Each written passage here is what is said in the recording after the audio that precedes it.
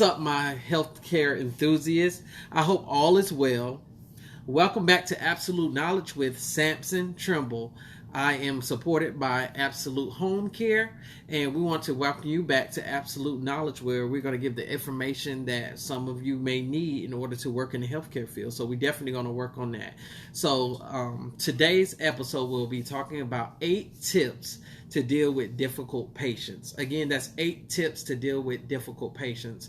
We've all been there before if we work in the healthcare field, and actually also customer service.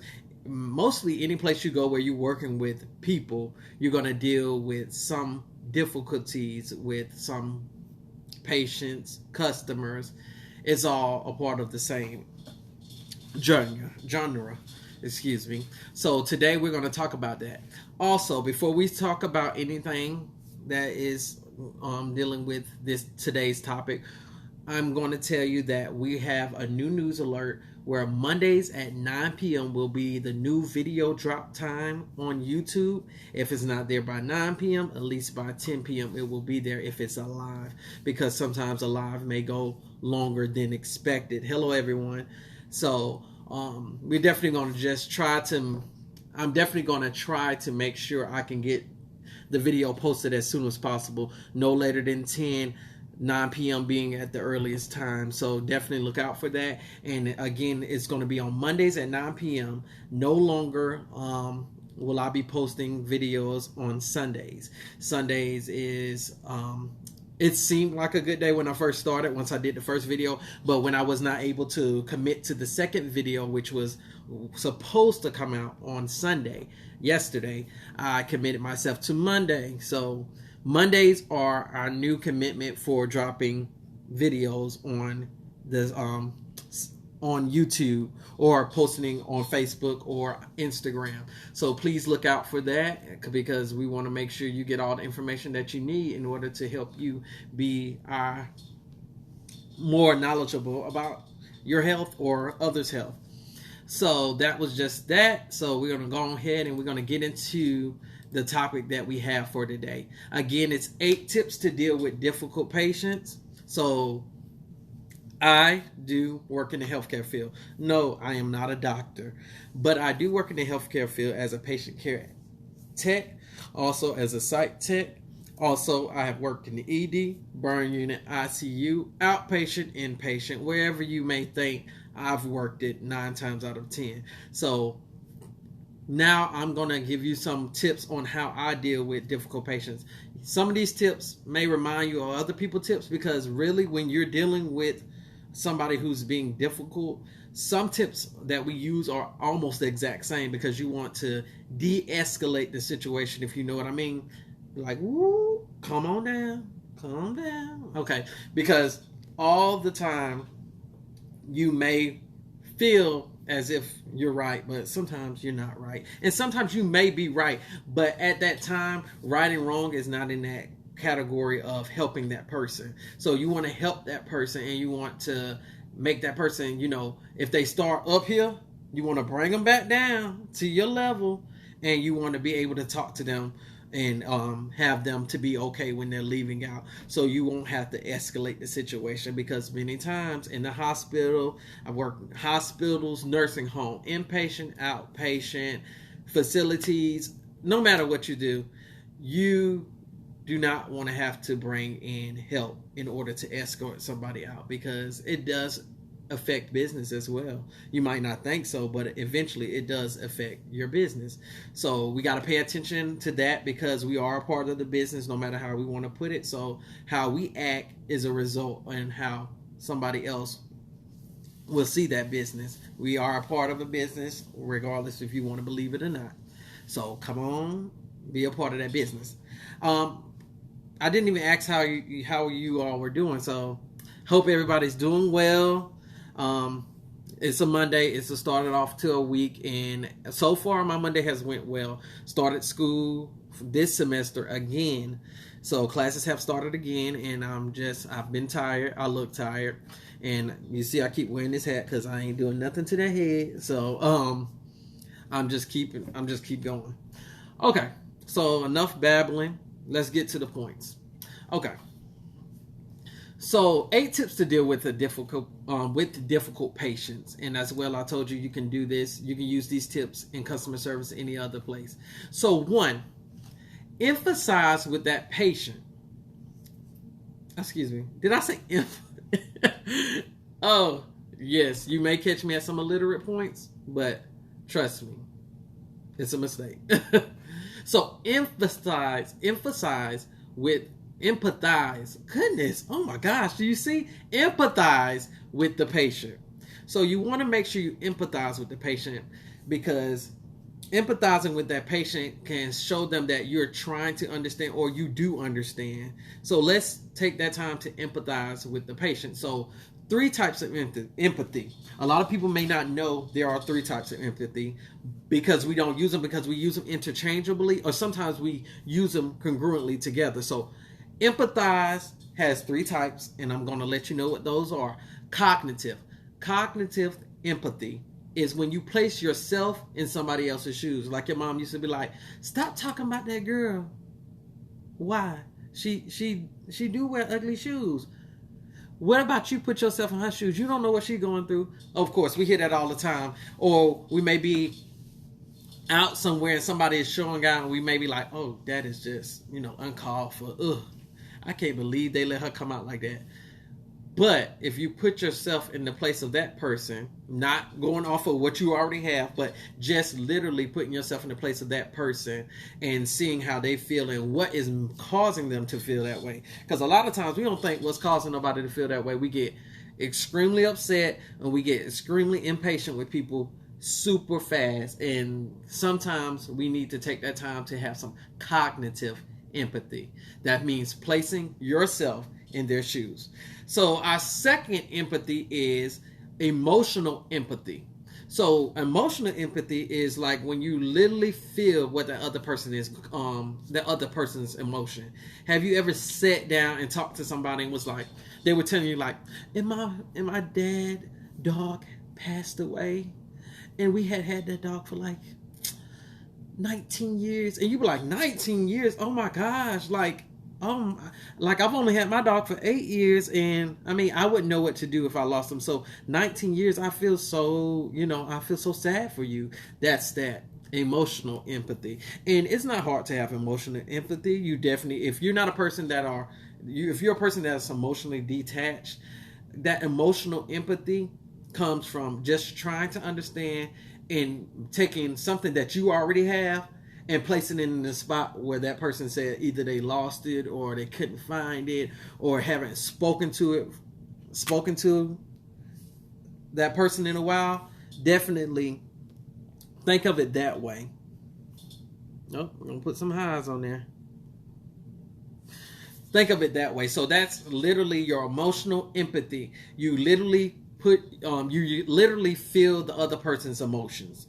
And the third empathy is compassionate empathy. Yes, you may say it's similar to emotional empathy, but it's a little more advanced. So when you have that compassionate empathy, it's like feeling someone's pain and taking action to help it. So you can exactly use all 3. You can literally say cognitive empathy, placing myself in her place. So I'm in her body and I'm going through what she's going through. Then you can use that emotional empathy and be like, oh my gosh, like, this is happening to me. I feel like it's happening to me.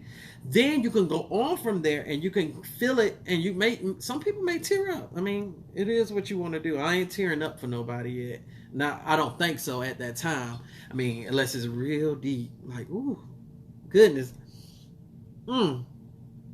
Now, you may use some, oh my gosh. And make sure when you trying to show some empathy, you ain't like this. Ooh, that's sad. Wow. That is sad. Or, oh, okay. Yeah, I feel you. I feel you there. Because that's not showing any empathy. It's hard. I know some people are not those type of people, but even if you are showing that empathy, that body language, it doesn't give off empathetic, So let's try to work on that. But the compassionate empathy, which is the third one that we're going back to, is feeling someone's pain and then taking something and going and finding how you can help them. Oh, I've been thirsty. I haven't been able to get any water, and I know I'm NPO, but I'm trying to figure out, like, my throat is really dry, and I'm trying to talk sometimes, and it hurts. And then you be like, okay, Miss Miss Jane Doe, John Doe, I'm definitely understanding where you're coming from. This procedure is, a really advanced procedure, and we want to make sure we keep you as safe as possible so you can come back to us as safe as possible and then go back to your family as safe as possible. I will look into seeing if you can get some ice chips, or if you can have an order, or if your order may have changed due to a last minute surgery change. I can look into that, but what we want to make sure we do first is make sure we protect you. So I don't want to give you anything knowing that you don't supposed to have it. So give me some time and I'll see what I can do, but I cannot promise you that I can give you water. But the main priority in this situation is your health. And we want to make sure we protect that because you are going to surgery. So we want to keep you as safe as possible because you are a person that we want to see come back successfully, just like all of our other people before you. So that was a little babbling, but that's a way how you show some empathy. Okay, so second one is stay calm. Stay calm. Stay calm. Cool and collected. Stay calm, cool, and collected. You definitely want to try to do that because some patient family members, I mean, we haven't seen that a lot in the hospital yet, but some patient family members will get so involved to the point that they start trying to belittle you or feel like they may know more than you or better than you, even though you're going off the orders that the doctor or the physician may have given you. So stay cool, calm, and collected. You definitely want to take slow, deep breaths. So if somebody be like, you just don't know what you're talking about anyway. But you've been taking care of this patient for 3 days and this is her first day here. And so far the patient has been doing well. So you're just looking and I understand how you feel, ma'am. And I'm sorry you feel that way. We are doing the best we can. And we're following every protocol that we need to follow in order to take care of John Doe, Jane Doe, Kudo. So that's that deep breath. That's that deep breath, because when you take that deep breath and you go down and it comes out, as you speak, it will sound like how you're breathing out. So I understand, Miss Johnson. It automatically slows down your heart rate. It automatically, that inhale, from you inhaling and then you going out, it's already calming your body down. And as you speak, it's already putting your voice at a mellow tone so you can come off in a more respectful way. Because that's a lot of times, that's the problem. We come off in a disrespectful way even when we don't try to, because naturally when your body when you feel like you're defending yourself, your body will do those things. Your brain will send those signals and tell, hey, this is how you need to react. So you don't want to be like, okay, Miss Johnson, okay, I understand what you're saying, but that is, and this is what it is, and that, no, that's not gonna work. Because now Miss Johnson gonna get loud, and then she gonna probably start pointing her finger in your face, and we don't want that to happen. So in order to keep that from happening, stay calm, cool. See, cool, let me tell you about cool. Cool is not just walking in there and feeling good about what you finna do. Cool is mentally too. So thinking it through. So if Miss Johnson say, my husband is just tired of being in this bed, and we already know John Doe can't even walk. Can't walk from here to the door, which is only 2 feet. But the thought that this is a situation or this is a problem for the patient, either we give them information in order to help them understand a little more or a little better why we can't get John Doe up, or we lean John Doe bed up a little bit and make him feel like he's sitting, but while he's in the bed, so we can keep you and ourselves safe. It's just how you explain it. So when you get to breathing, which is staying calm, you do your breathing, then you go to being cool, which is where you think it through, so you can tell that person the reason or what you can do in order to help that problem. That's that big part. 3. Oh, no, we didn't get to 3. I'm sorry. We're still on 2. But it's don't take it personal. I know.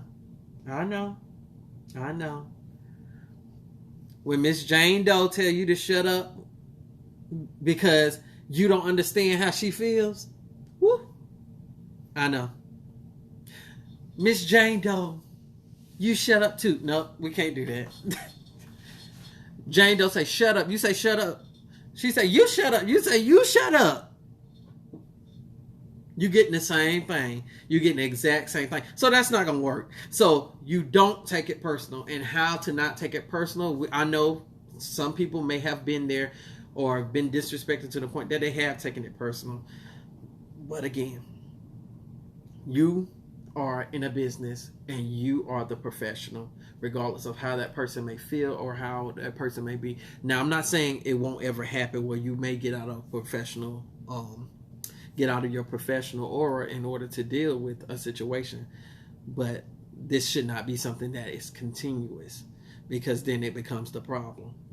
So what you want to do is you want to not take it personal. So by you breathing and by you thinking it through, that allows you to not take it personal. So when you speak to them, you speak to them about them, not speaking to them about how you feel about them. No. We want to make sure we speak to them about them. Keep it about that patient. So that was 2. Stay calm, cool, and collected with your take slow, deep breaths. Think it through and don't take it personal. So we're going to go to 3, which is form a connection with your patient. This right here is so essential. I'm telling you, it is very essential that you form that relationship with that patient. Just like forming a relationship with a customer. When the customer comes in the store, I'm showing you how you can integrate this into another profession. The customer comes into the store. Hey, how are you? What do you need? Can we get that for you? Okay, is it anything in particular that you're looking for? Oh, also we got sales on the right-hand side. We want to let you know that you can pick up this on your way out. Just don't forget about the sale area, because you may see something that is for you there. Also, have a great shopping experience. If you need anything, my name is Amy. Come on down and I'll get you together. Or, that's the same way in the hospital when you are trying to form a connection with the patient. For example, I come in the room. Hey, my name is Samson. I'll be your tech for today. I'll be here from 7 a.m. to 7 p.m. How are you feeling right now? I'm feeling good. Oh, you're feeling good. That's great. Did you sleep well? I'm sorry, ma'am. Did you sleep well? All right. So I'm going to do this, and that. And then after I finish that, if you need anything, you let me know. All right. Do you need anything? She says nothing. Okay. You have a great day. Come back in and the same thing happens. But this second time, she does not speak to you again. So you may be saying, hey, I'm finna do this, Miss Jane Doe. And if you don't mind, this is what I'm going to get done. And she doesn't speak to you at all. You ask her to raise her hand. She raises her hand, but reluctantly, she's like, it really is not trying to get what she needs done. And that's a big problem for me, because I feel like if I'm not connected with my patient don't trust me, one, and I don't know what is the actual, let me say it in a different way. I don't know how that patient actually is feeling or doing at that moment in time. So I need to make sure that my patient is in tip-top shape. And if she ain't in tip-top shape, I need to know what shape she's in. So if I need to evaluate her on base level and where she's at now, I would know how to do that, because I am I have had either some type of connection with this patient, or this patient has told me, I don't feel good. I usually feel like this. Or if I take her blood pressure, it usually is lower than this. But when they're not saying anything, it concerns me, because if they're not saying anything, how will you ever know that they're in pain or what's going on, other than they getting to the point where they're crying? And you don't want a patient crying, because then it's hard to deal with trying to calm the patient down, because they go into anxiety, then they go into depression, and then you just don't know how to calm them down at that point. So if before we get to that point, let's connect with Miss Jane Doe. Okay, so instead of like, oh, thank you, oh, the perfume you have on, Miss Jane Doe, smells really good. What kind of perfume is it? No, they don't say nothing. That's okay. Oh, Miss Jane Doe, would you like some crackers? I see that you haven't eaten anything for breakfast yet, and breakfast may come a little late. And then as you slowly start asking questions, or giving them, building a base with them, and start allowing them to feel like you care about them. Sometimes people want to feel like you care about them. You do that by building on your base. Build on your base. It don't hurt to just be like, you want a cup of water, and would you like ice or no ice in that? Because sometimes people just want to, patients just want to know that you care specifically about them. They know you care about the whole floor, but specifically about what they're going through or how they're feeling, because some people are not able to give the information that they need to give to let you know that they're hurting, or they're going through something, or they may not trust you enough to, if they tell you, oh, I'm going through something, and you're going to take care of it. You get what I'm saying? So that's a part of forming that connection with that patient. So that patient may smile and laugh at you. Oh, and then you'll catch her saying, what cologne are you wearing? I love that smell. And then you'll be like, oh, Miss Jane Doe, this is a little nasty salt basil bath wash I've recently got. I don't usually get it, but I got it from so-and-so, ...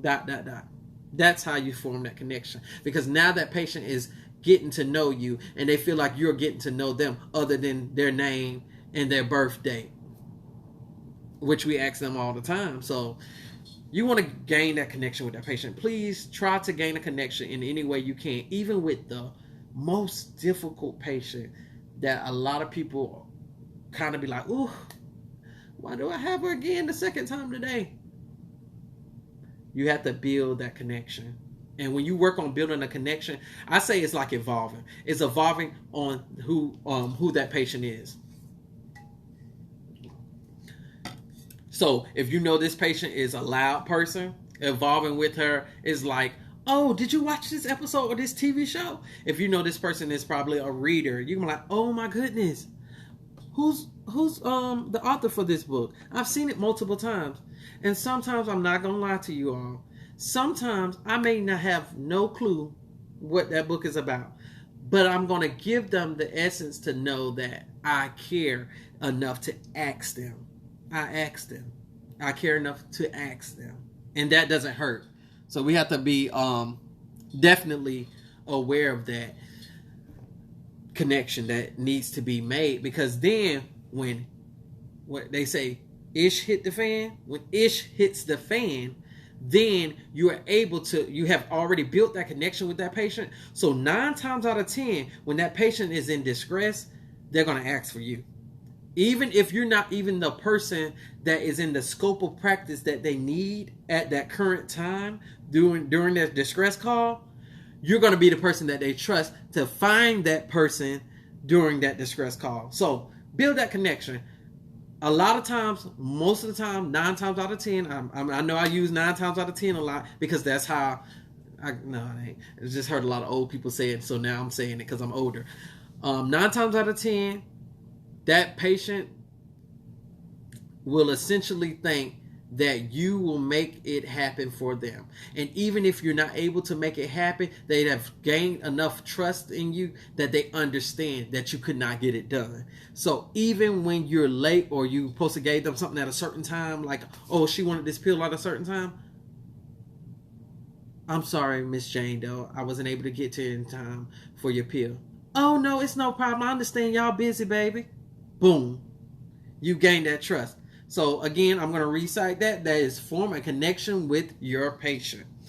Okay, so again, that is essential. 4. That's 8. Ooh. 4.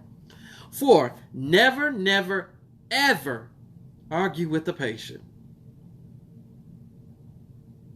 Because that's a lost battle. Never, ever argue with the patient. Lost battle. Hey, at Caramel King, how are you?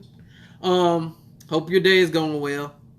So, again, we're talking about the eight tips to deal with a difficult patient. So we're on 4. Is never, never, ever argue with the patient. It is a losing battle when you argue with that patient, because sometimes that patient may not even understand.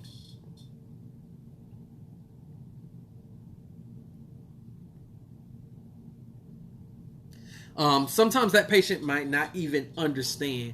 And so you're talking to that patient and you like, Mr. John, you ain't finna do this because this is what we have to do. You throw in your hand and already that patient is in distress. So when you start throwing your hand, they think you're trying to attack them. So you got to watch how you argue with, not only watch how you argue, but make sure you don't argue, because it's a lose situation for the both of you all. Because now they're not listening to you, they're watching your hands. And even if you don't use your hand, they're listening to your voice and they're uncomfortable. So you don't want to argue with that patient, because it's a battle that will not allow you to win anything or understand anything. Then that patient gonna close their mouth. Mr. Johnson, what's wrong? Why are you acting like that? I'm trying to figure out what's... And Mr. Johnson not saying nothing. Mr. John Doe is not saying anything. We don't want to get to that point, y'all. We want to make sure that we're talking to this patient. So if you come in the room, Mr. Johnson, how you feeling? My stomach hurt. I just don't understand why my stomach's still hurting. Woo! Okay, Mr. Johnson. What part of your stomach hurt? See, that starts to bring them into that place where they like, oh, you care. You care a little bit. You care a lot. So it's like, where does it hurt? How much does it hurt? And is that from 1 to 10? 10 being the worst, 1 being the least amount of pain. They say 10, you jump on it. Okay, Mr. Johnson, this is what I'm going to do. And you say ... This is what I'm going to do. If you hold on for a moment for me, are you able? And if that person is standing, always get them to sit down. You never want somebody going through distress and them standing up, because once you leave that room, anything is liable to happen. Anything. And the number one person you're supposed to be watching is the patient. You want to make sure that patient is okay at all times. So that is never ever argue with the patient, because it's a lose-lose situation. You want to make sure you give that patient the information that they need and help that patient as most possible as you can.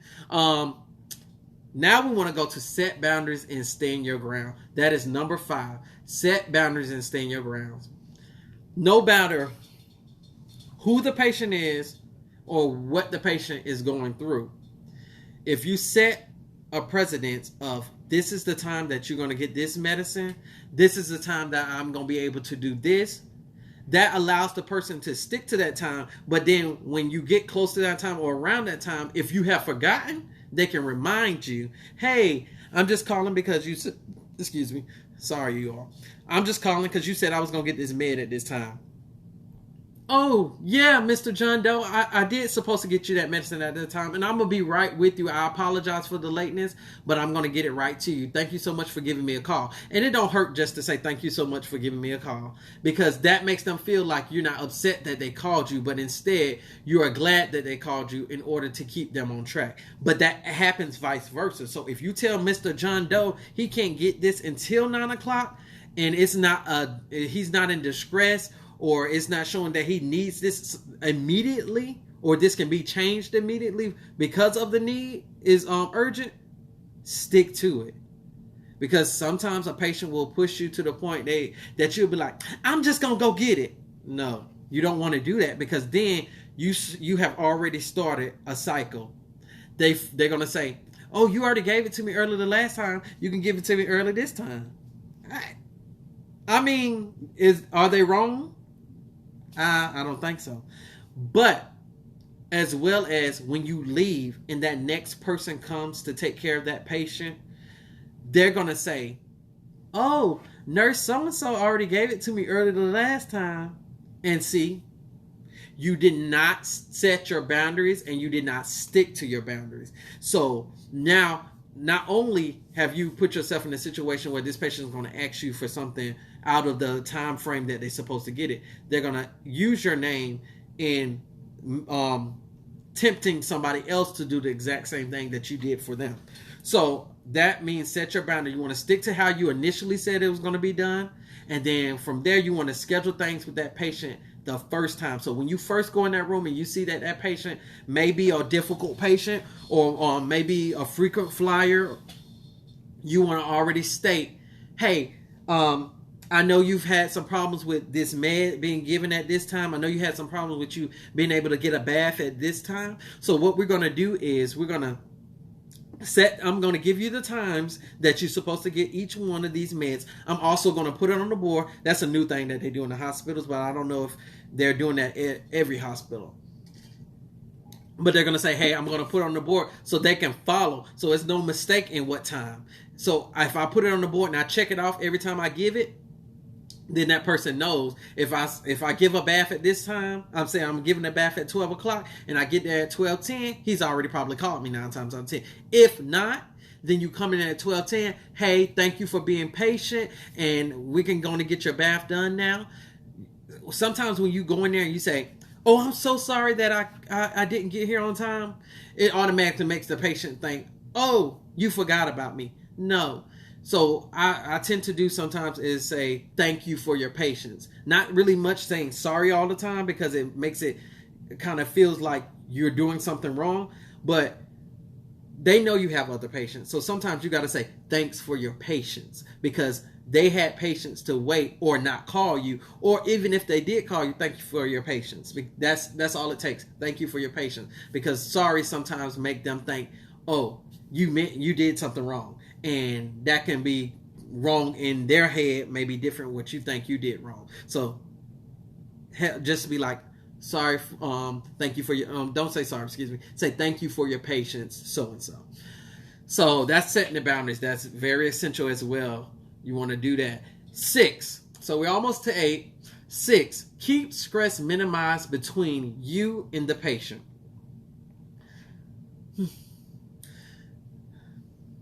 Things can stress you out. More patients than you expected can stress you out.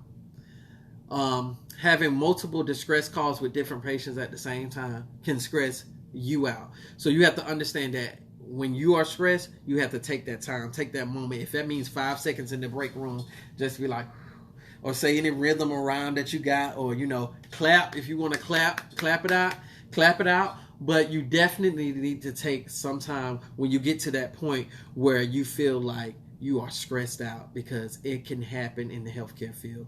Definitely can. Thank you, at Caramel King. Thank you. You definitely want to take that time. Go in the hallway and talk to the wall. Sometimes go in the little space where you can talk to something like, I just can't believe this. That's okay. Then you come back out, you go to that patient because you already know that other patient is probably distressed. He's a priority. And you can't forget that you have priorities to take care of. So you go to that patient and you allow them to do the same thing you just did to that wall or to your hands or to the room that you were in that was empty. You allow them to do the exact same thing to you. But since you have taken the stress off of you, you are able to understand the stressful situation that they are in. You see? Makes sense. Everything is about common sense. It's just allowing yourself to get to that point where you are ready to make it happen. You got to be ready to make it happen. You can't go in a place and pick up some water bottles and your water. Let me do another scenario. You can't go to analogy. You can't go to a place with filled water bottles, and be asking for somebody to fill up your water bottle. How can we fill up your water bottles if your water bottle is already full? You can't. So if you empty your water bottle so they can fill your water bottles up with their stress, then you tighten that cap on that thing and you throw it in the trash. You throw that stress in the trash. You just acknowledge, you figure out what you can do to help, or if somebody else can help, or they just want you to listen, and that's okay too. But it makes it for a better patient. You definitely want that patient to understand you are there for them. So you want to make sure you keep your stress down, because you don't want to put them in a stressful situation. Take their stress on and throw the stress out, and let's make it work. So that was 6. Keep stress minimized between you and the patient. 7. 7, 7, 7. We're almost at 8, so you stay with me if y'all can. 7. Hey, Zoe World. Nice to meet you. We're talking about the 8 tips to dealing with difficult patients. These actually can be interchanged with dealing with customers, difficult customers. We're at 7 right now, and it's acknowledge the situation. So if somebody is going through a situation, hey, Stacy Ann, hey, I did get on your live, and I said, hey, I don't know if you were able to see me, but you did great on your live. We are talking about the 8 tips to deal with difficult patients, or actually customers as well. So acknowledge the situation. A lot of times you can be talking to somebody and have not acknowledged the situation that they're going through. And that is a big thing in the healthcare field. We will look at somebody, listen to them, and forget to acknowledge, oh, I'm sorry that you're going through that at this time. Sometimes we be so ready to talk back, we be saying, oh, okay, well, I'm going to do what I can. And that don't work. That don't work, because then now they feel like that you're frustrated, and now they don't want you to help them. So you don't want to get in that place where they don't want you to help them, because now you have lost that essential trust between you all. So you want to acknowledge that situation. You want to say, I'm sorry, Miss Johnson, that you're going through that right now. What on my end can I do to help you? And a lot of people forget to ask the person that is going through that stressful situation or going through distress at that time what they would like for you to do. Because you can come to in between. Hey, Prima 863, nice to meet you. I'm glad you're on. I'm glad everybody is on. We're talking about the 8 tips of dealing with difficult patients. And sometimes we may sit there and take it upon ourselves to say what exactly we're going to do. Oh, this is what we're going to do. And the patient, like, you didn't even ask me, what I would like. So now you done told the patient what you're going to do, or the customer, as in people that must work in the customer field standpoint. If they said, oh, you owe me $8 extra, I want my $8 extra back. But sometimes you might even not even listen. You're like, oh, I'm gonna get your $8 extra, Miss Johnson. I'll get your 8. They might say, hey, don't worry about the $8 extra. Can you scan these 2 items, and that'll be the $8 that you owe me, and y'all just keep the $8. But now Miss Johnson probably want her whole inventory back that she done bought. So give her whole 120, because you did not ask that person what they would like for you to do. And even if you can't do exactly what they want you to do, acknowledging that you're listening and you're coming to a middle ground where you can help that person is a big thing in the healthcare field, as well as any other field. This is all integrated, people. No matter what field you're in, this is all integrated. So acknowledge the situation. Please acknowledge the situation. Number 8, which is the last key point on dealing with a difficult client, patient, whatever you want to call it. You want to ask for help if you do not know how to deal with that situation. It don't take but a minute. 9 times out of 10, we work with people that we like. We laugh at all the time, and then go back and work with patients. But if you don't know how to deal with that situation at that point in time, ask somebody that do. And I know a lot of people, lips getting ashes, good gracious. I know a lot of people have somebody older that they work with that probably has been through a lot of situations that they understand more, and they might be like, oh, let me do it, let me take care of it. Let them, because they can be teaching you something where you can use and manipulate it in the way that you need it in order to do it the next time. But we don't have the answers for every patient, every person, exactly the way they need it at that time. Sometimes somebody just don't want to talk to you. So ask for help. Take the time to ask for help. If I'm behind the counter and that person is already being belligerent with me, Okay, ma'am, I'm going to get somebody that can help you a little bit better than me because I'm not sure how I can possibly help you in the correct way. So give me a moment, please. Even if they argue with you and they're yelling at you, that's how you got to sometimes say something to people, because it don't mean nothing if you cannot give a solution.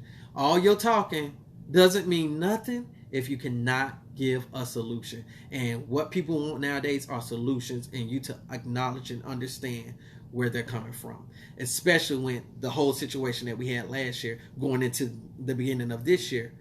People are already on the edge. They're already on the edge, and you don't want to push anybody into that point where they don't want to talk to nobody. They just want to throw their hands. And we don't like that. That is not a part of being professional, because now you have to defend yourself. And again, you're a part of the business that you are in. So this is ask for help was your key 8 points.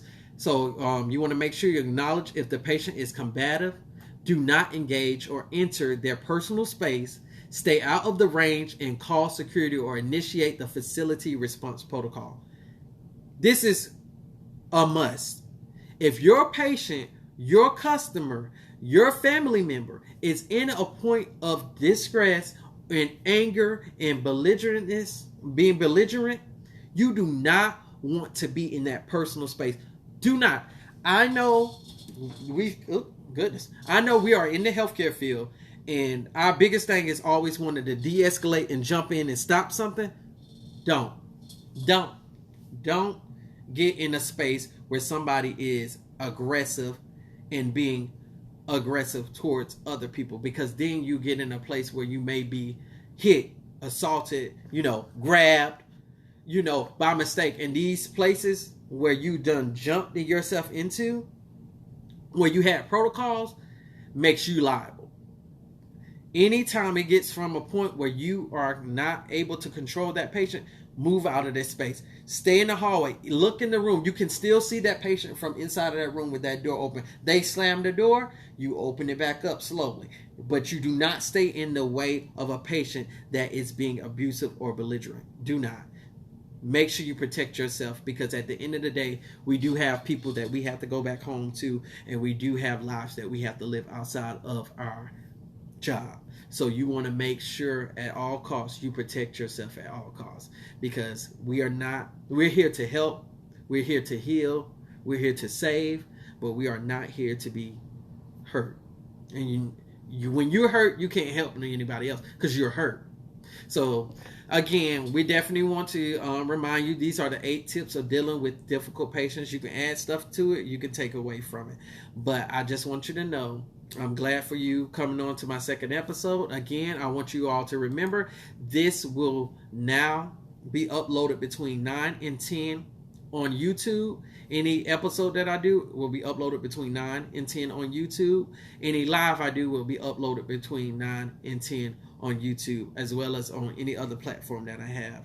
I appreciate you all being here. I know I look tired. These bags, they under my eyes, and I'm going to try and get some sleep because I do have work tomorrow. So as well with you all, get some sleep, get some rest, drink some water. I have been working on that again this year. I'm acknowledging that a lot of stuff I need to work on. I've been working out.